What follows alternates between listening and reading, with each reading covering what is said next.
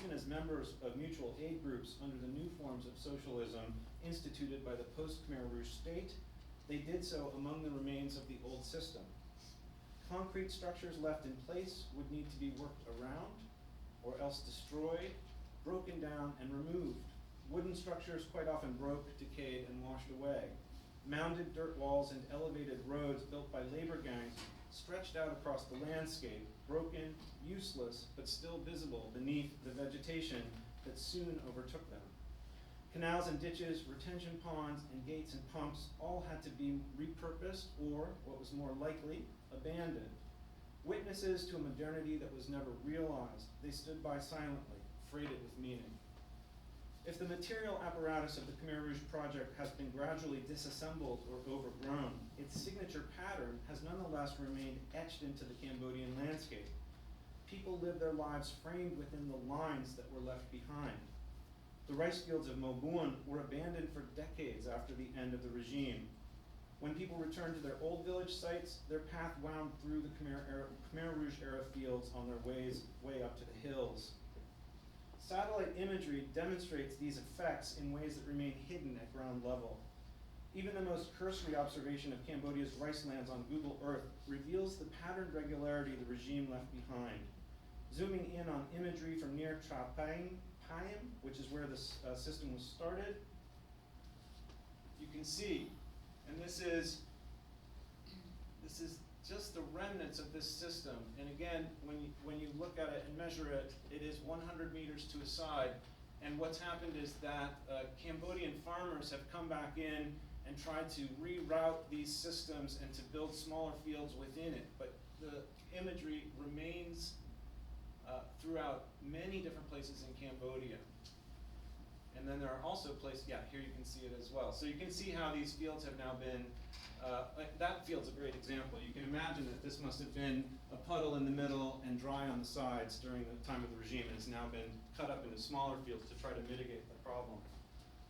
And then that's in comparison to, yeah, this is just, that's in comparison to these kinds of images, which that would be what a 100-meter grid looks like. So this is an area that was either newly farmed or otherwise wasn't touched during that time. Okay, I'm going to just try to wind down a little bit and talk a little bit just about what the de-diversification that I've been talking about has meant. In a number of ways, it meant the loss of masses of varieties of rice itself, which is the staple crop and have this incredible diversity to begin with.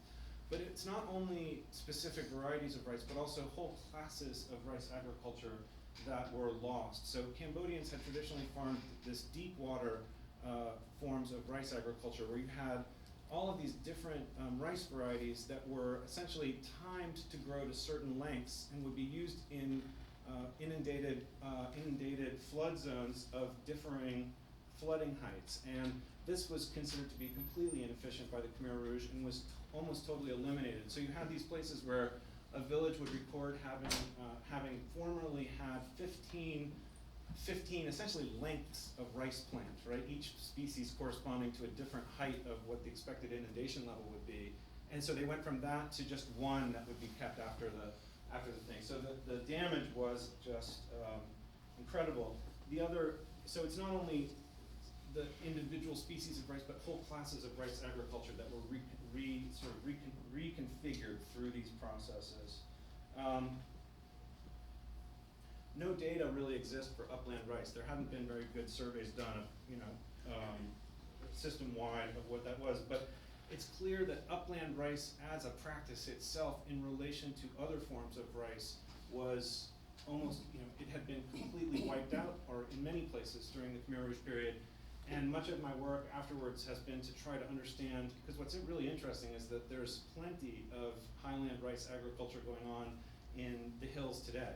So the next part of this story is really the story of, well, how did those varieties get there? I mean, people didn't even return up to their highland village sites until the mid-1990s in many cases, and yet when I started working there in 2005, the abundance of diversity was shocking as well. So there's an entire again, this is this question, the plants in farmers' fields become a sort of a set of documents of sorts that tell us the past, right? You can go and talk to people and say, where did this rice variety come from? And you get a story of recuperation, a story of travel to other places to bring back rice varieties, this kind of thing. What else to say from my prepared remarks? Probably not too much, but just to conclude, the Khmer Rouge Revolution was not only a social revolution, but an agricultural one as well. The regime's assault on difference was not limited to attacks on ethnic and national others. It came to be expressed in the pursuit of uniformity in agriculture too. Under the leadership of Pol Pot, the regime put in place a series of measures that aimed to create a new society through the destruction of class distinctions, the smashing of enemies of the state, and the comprehensive state-organized collectivization of labor, agricultural production, and family life. The combined project of social and agricultural engineering undertaken by the regime was profoundly ideological.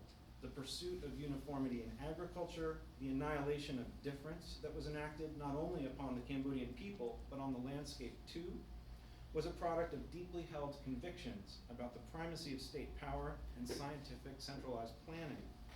To force nature into submission, the regime had spared no efforts. The energy expended was enormous, the toll of suffering immense. Consumed with national chauvinism, the regime became increasingly paranoid over time.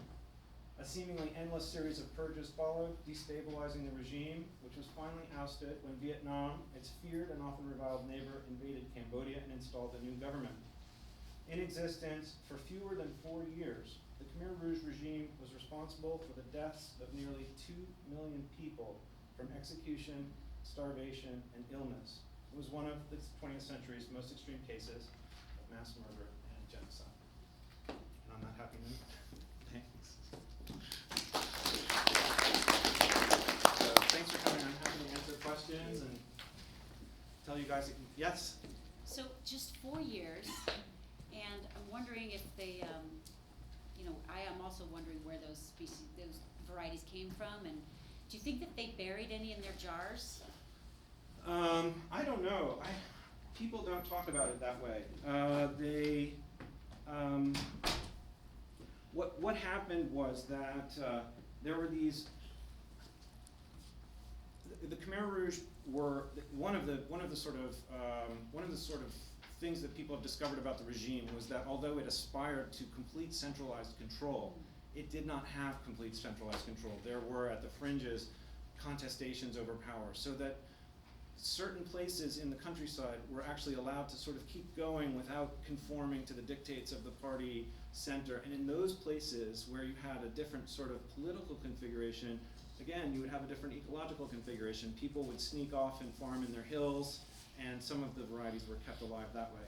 The more common thing to have happened was that people fled from Cambodia over to Vietnam, often during the period of the American bombing, because they were afraid of the American bombing, and at certain points the bombing was more intense in Cambodia than in Vietnam, and they took their rice with them. And villages still had contact across the border, and they would go and find their old relatives and say, hey, can I get some rice? And they would bring it back to the hills. And there's this entire process that's really fascinating in which varieties that had changed in name as they transferred, so the varieties would actually change in name as they transferred from ethnic group to ethnic group in different languages, and then they could retranslate those names back into their local variety names, so that in Tankadon, where I work, the people routinely say that they have every variety that they used to have. They haven't lost any during that time, which is fascinating. What I also found was really fascinating about this process is that I expected to find that, like I say, like you could go to someone's farm field and sort of start a history, that those documents could tell the story, the cultural history of recuperation, and I was troubled by the fact that I could not elicit those kinds of histories. And it turns out that when people manage rice, part of the rice management system is all about throwing out varieties that don't work. It only happens in places where there are enough different rice varieties around that you can easily grab some and try someone else's and use that in your site. But so there's this constant throwing away of one variety, grabbing another variety, and that's how the selection process works, and that's how these rice varieties change over time to conform to new ecological conditions, to changes in location, this kind of thing. But it also means that easy chain of custody histories of I got this from this person, he got it from these people over in Vietnam, those have also sort of been forgotten. So that process of forgetting that's part of this as well is sort of interesting piece of it all. Yeah? Thank you for that fascinating talk. Question about Delver. So, Delver would represent a certain kind of, it's a colonial moment, a colonialist moment, it's a modernist moment. Yes. And it's a certain kind of science. Yes. And when you look at those maps that you showed us, you could imagine him mapping French wine districts. Yeah. It looks, you can, I don't know if this is true, but one imagines that that kind of knowledge was applied to French agriculture and probably celebrated, maybe in a language of patrimony or terroir, unless that's later. Yeah. So, do you have any sense of what the relationship of that sort of colonialist agriculture and its particular scientific model would be to what the folks in Cambodia were doing, which isn't exactly the same thing, even though there was some kind of correspondence there that Delver recognized. So the question is, in essence, that Delver is understanding this system. He's imported his sort of French terroir, Burgundy kind of glasses to this place and looked at it through that way.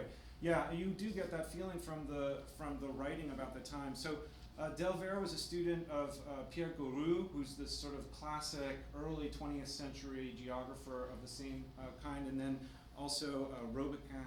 I'm sorry for my French, the pronunciation's awful. I studied Spanish, but I can read it, But yeah, so they have a very specific version of sort of colonial geography, and Delver much less than Gouroux and others before. The early version of this was, of course, how does culture stand in the way of progress, right?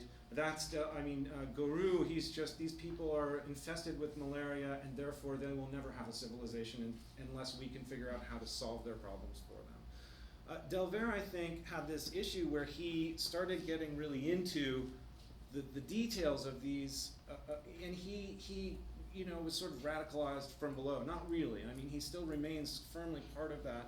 A great other example is Jacques Dorn. He was a sort of he's a Jesuit missionary, participated in Vatican II, and he also sings the praises of the Jarai system of agriculture, and he's got some wonderful lines in which he also describes the same kind of transformation. I think he's got this book that he published when he was still really in missionary mode called God Loves the Pagans, and he talks about how he showed up to teach the natives about God, and he found out that they already had one, and he sort of comes to understand the process of their knowledge of the world being so much more valuable in some ways than what he thought he had to offer. I actually went and dug through his archives in Marseille and was so disappointed to see that he was still producing these sort of liturgies and things like that well into the end of his career. So that story is also a compromised one. As for the model of agriculture that sort of Delver would have brought, I don't know. I mean, I think there is an effort to sort of pin things down. I mean, if you look at the maps, like you're saying, certainly no Jarai people would think of mapping their farms like that, right? So it is a foreign ordering of this world, and all of one of the things I talk about in a later piece of this research is, again, the reintroduction of rice as taken on by highland people versus what happened in the lowlands. In the lowlands, the International Rice Research Institute makes Cambodia its first sort of test of the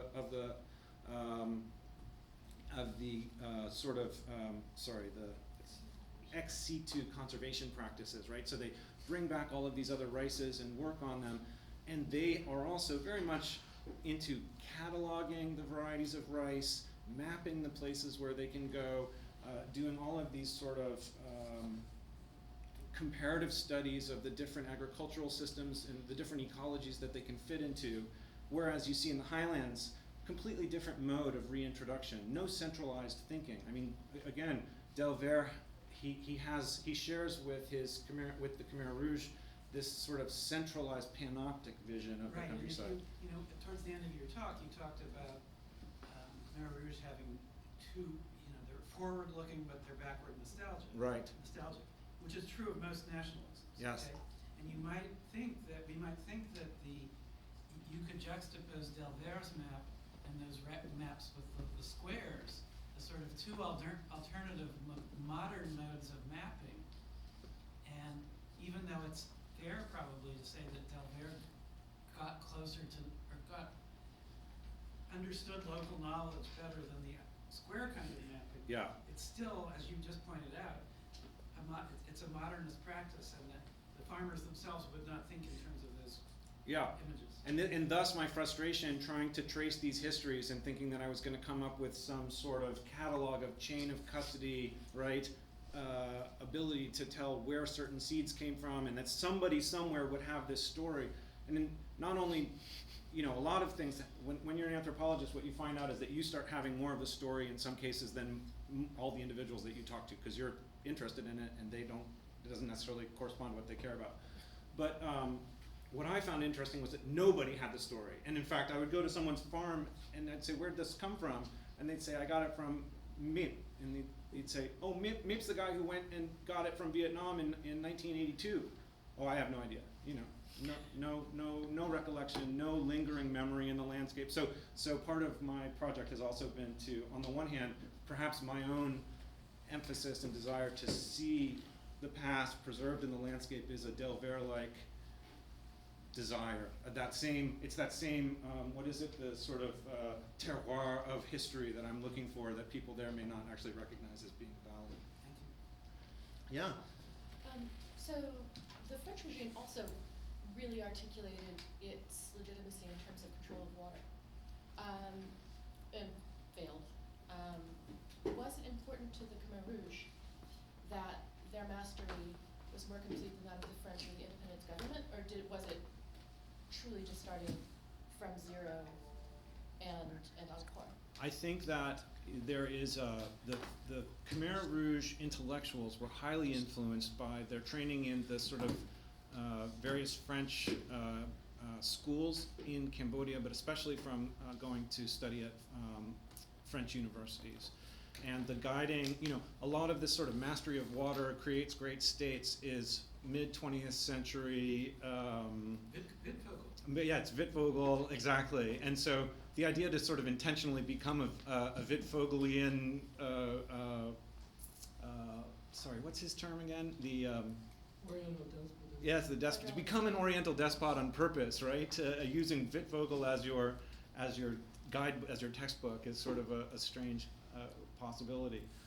But I think that, so they were very influenced by that, but I don't know that they had a sort of, they despised the French, and they certainly were interested in destroying the legacy of colonialism in all of its forms.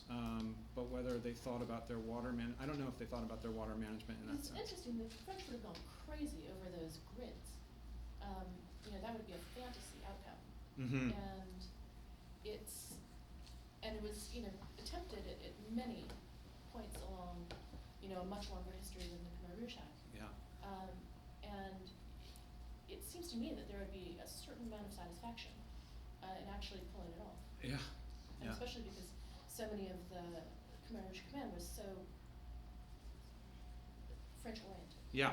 One of the key sort of from the Highlander perspective, when they talk about their experience of the Khmer Rouge period, their initial openness to Khmer Rouge was, everyone will tell you this. We were all in with the Khmer Rouge when they first showed up because the Americans have been dropping bombs on us for 10 years, and we hadn't had very good relationships with the French either. And what they found was that within a short amount of time, the Khmer Rouge were more like lowland states. They were acting more like the lowland states had acted towards the highlands than anyone previous. So you had the you had the sort of Lao principalities, then you had French colonialism, and after independence in '53, you had the Sihanouk regime with this sort of enforced modernization campaign up in the highlands, all of which was all about bringing people down from the hills, settling them in easily accessible places, surveilling them, and putting them to better, use their resources better, these kinds of things. Stop Swidden agriculture because it was wasteful. But the Khmer Rouge did this way more than the French, right? So at least from their perspective, that's how they encountered it, as yet one more state-making project that meant having to sacrifice their own freedoms. Any other questions? Yes, go ahead. What kinds of paths are preserved in the material landscape that are not part of the various systems and agricultural practices documented by Delbert? Do you see other evidence of social formations or material landscapes that kind of predate this system? Yeah. Systems? Yeah, there's a lot. This is, so there's all of these place names everywhere. I was taken to this grave site of this chief named Yin, and people don't generally preserve grave sites. They usually want them to disappear as quickly as possible.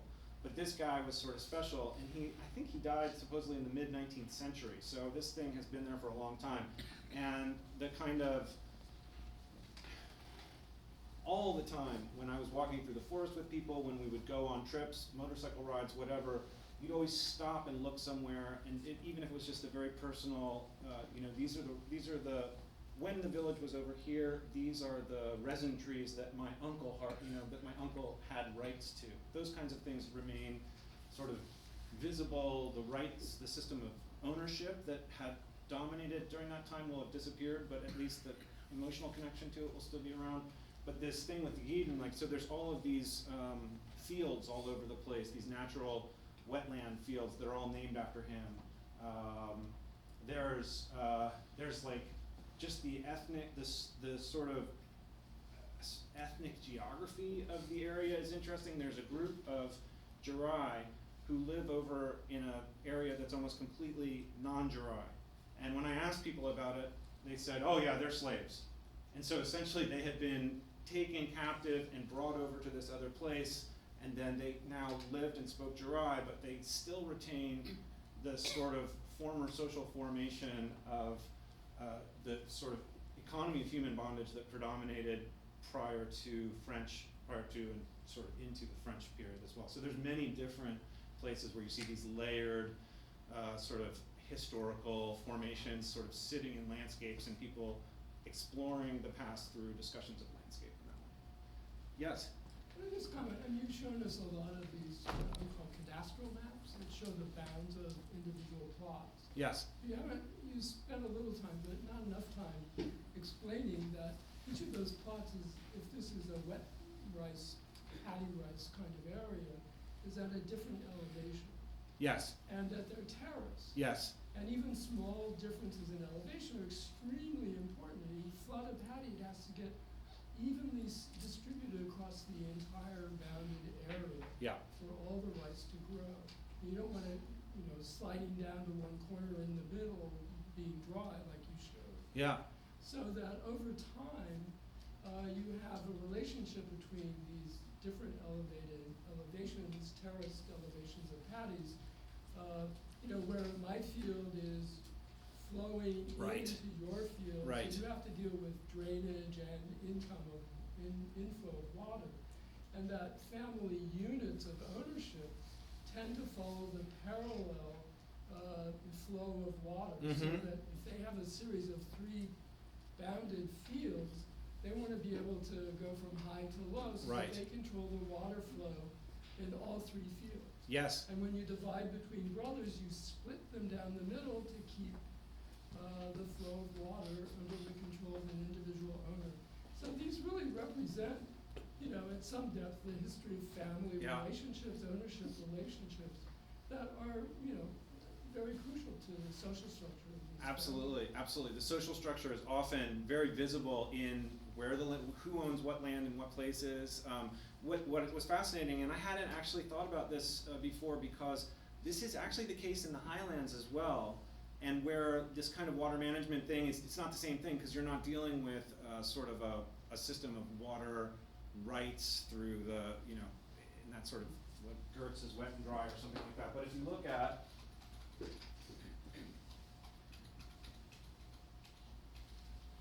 sorry, these were not all for us. Oh, it's not in here. Too bad. All right, well, there is, I have a lot of mapping that I did of the upland farms, all the farms in the village where I worked. I mapped who owned them and where they came from, and you can see they do the same thing when they choose a place to have to start new swidden fields. It has to do with the dreams that you have, and people sort of think, oh, what would it be like if I went out and did my farming over in that area over there, and they talk with each other, and they say, well, we should see if we can do it, and then if someone has a dream that's propitious, they head out and have a ceremony and all this stuff. But when you look at it, it'll be 4 brothers or brothers-in-law because it's a matrilineal residence patterns.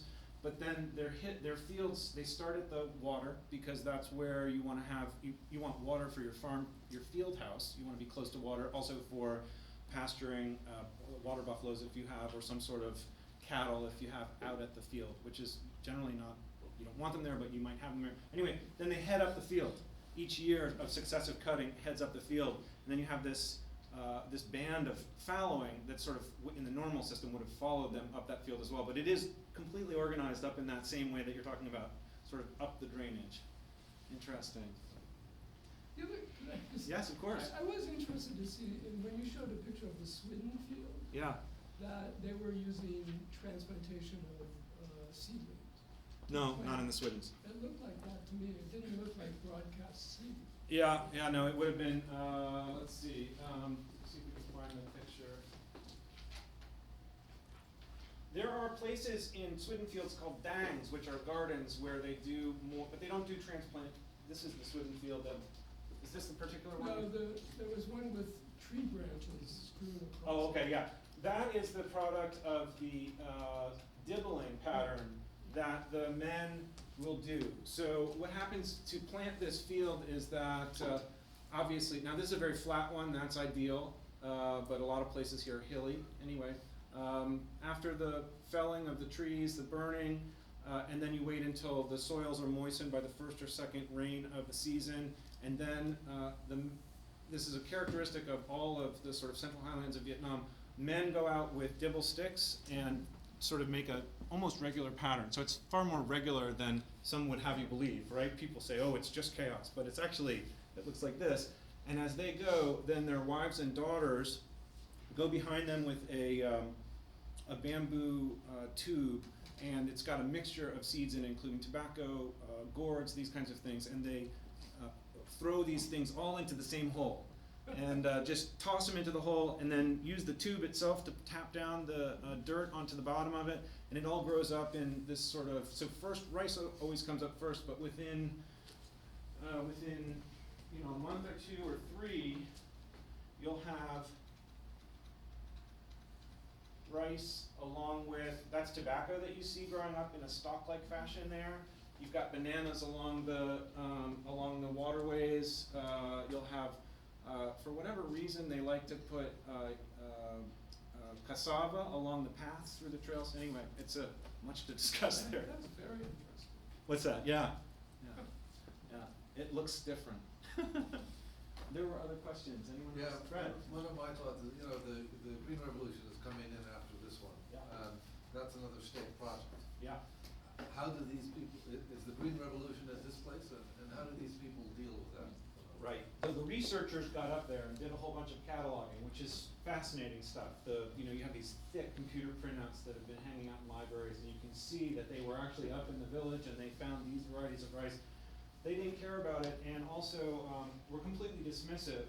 Fascinating. So there's this thing called the Cambodia Erie Australia Project, CIAP.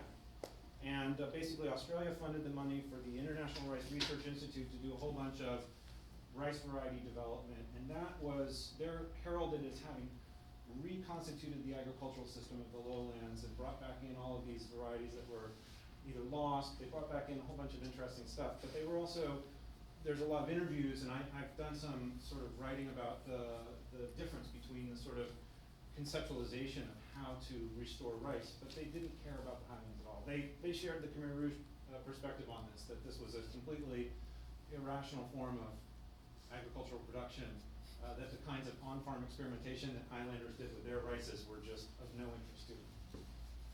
But it also